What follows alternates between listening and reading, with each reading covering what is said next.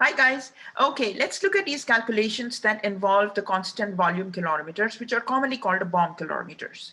Now, the constant volume calorimeters look like the diagram that I am showing on the left-hand side, which is the enclosed container, and it's a perfectly sealed chamber, which generally is made up of steel.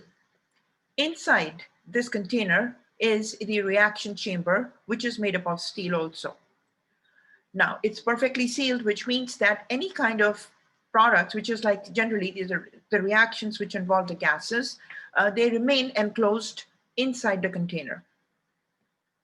And the ignition wires, the ones in green colored, as I'm showing you on the left-hand side, these are the ones that ignite the reactants and start the reaction.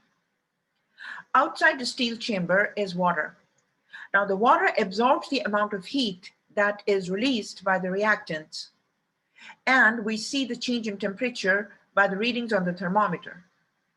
There is a stirrer also dipped into the water, which evenly distributes the heat. So this is our constant volume calorimeter because the volume of the gases does not change. Okay, so if we want to measure how much is the heat of combustion of the gas or any kind of heat in that reaction. So using the first law of thermodynamics, we see that E is equal to Q plus W. In other words, the heat and W added together is going to give you the total amount of energy. In other words, heat plus the work done by the gas. Now, here's the thing. W is equal to P delta V. Delta V is the change in volume. Now, since the gases cannot escape, this is a sealed chamber, the gases cannot escape, therefore, the change in volume is equal to 0. So therefore, W is equal to 0. So in other words, no work is done by the gases. So it allows us now to only focus on the amount of heat that is released by the gases in this constant volume system. Okay, so now we are going to factor in the amount of heat that is absorbed by the calorimeter and the parts of the calorimeter and the water. Okay, so that has already been measured, and generally the constant volume calorimeters have a heat capacity which has been already measured, as I mentioned. So the amount of heat released is really the amount of the change in temperature and times the heat capacity of the calorimeter. Okay, so for example, we are given a reaction here and we are asked to measure the combustion. So this reaction is octane, and this octane is a gas, and this gas is being combusted, means that it's reacted with oxygen, and it is giving you carbon dioxide, and because this reaction is at a very high temperature, the water is also in its gaseous state, and we are trying to determine how much of the heat is released in this reaction. So we're trying to determine the heat of combustion, and we're trying to determine the heat of combustion per mole. So how do we do that? It's very important we know how many grams of our reactants were there. So we started off, obviously oxygen is in large excess. So we started off with octane, which is 0.5269 grams. This heat capacity of the calorimeter is already quantified and it's already known and will be given to you. Next is we just measure the amount of change in temperature. So what do we do first? The amount of heat released in this reaction. So in the amount of heat released in this reaction is heat is the energy that is released in this reaction is equal to the heat capacity of the calorimeters times the change in temperature. So it's very simple. Here you have, I'm going to just change the pen here. So here, this was a formula. So this was 11.3 kilojoules per degree Celsius times the change in temperature was noted 2.25 degrees Celsius. So the amount of heat in this setting is 25.4 kilojoules. Okay, so that's the total amount of heat that is released by the octane. Okay, so that is the total amount of heat that is released by the octane. So heat released by the octane.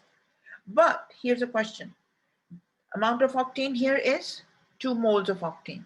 So that's what it means. So 2 moles of octanes is releasing 25.4 kilojoules of heat. Okay, now the question is, what about per mole? That is for 1 mole. The heat released, energy that is released,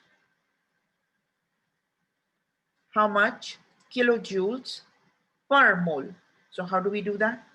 So in this case, we are going to now find the number of moles first of all. So we have 0. Let me change the pen here. So we have 0.52 given is 5269 grams. So first step would be to convert it into moles. And whenever the grams to moles conversion is needed, we are going to use the molar mass. And so this molar mass of C8H18 comes out to be 8 of carbons times 12, right? Plus 18s of hydrogens times 1. And this whole thing comes out to be 114.2 grams per mole. Okay, so now let us see 0.5269 grams of octane C8H18 times 1 mole of C8H18 over 114.2 grams of C8H18, the molar mass, and that gives you 4.6614 into 10 to the power minus 3 moles of octane, okay, C8H18. So these many moles. So now we know the moles of octane, and we know that 2 moles of octane were releasing from this equation, from our previous experiment, from this thing. This is coming from this were the 2 moles. And this 2 moles, how do we know this is 2 moles? From the reaction. And that's the balanced equation basically. So it's very important you balance the equation. So this balanced equation is giving you 25.4 kilojoules, that is from the 2 moles. So write down what is given to you for kilojoules per mole. So here you have 25.4 kilojoules divided by, so that's, you know, we are measuring the kilojoules per mole. Kilojoules per mole is going to be 25.4 kilojoules divided by 4.614 into 10 to the power -3 moles, and that is equal to 5.50 into 10 to the power 3 kilojoules per mole. Okay, and so here's the thing, that once you get this answer, that's mathematically computed, and that's fine. Now, nowhere here you're going to see a negative sign, right? But keep this in mind, we are continuously talking about the heat is released, the heat is released, the heat is released. So these are all exothermic reactions, basically. So exothermic reactions, for an exothermic reaction, what do we do?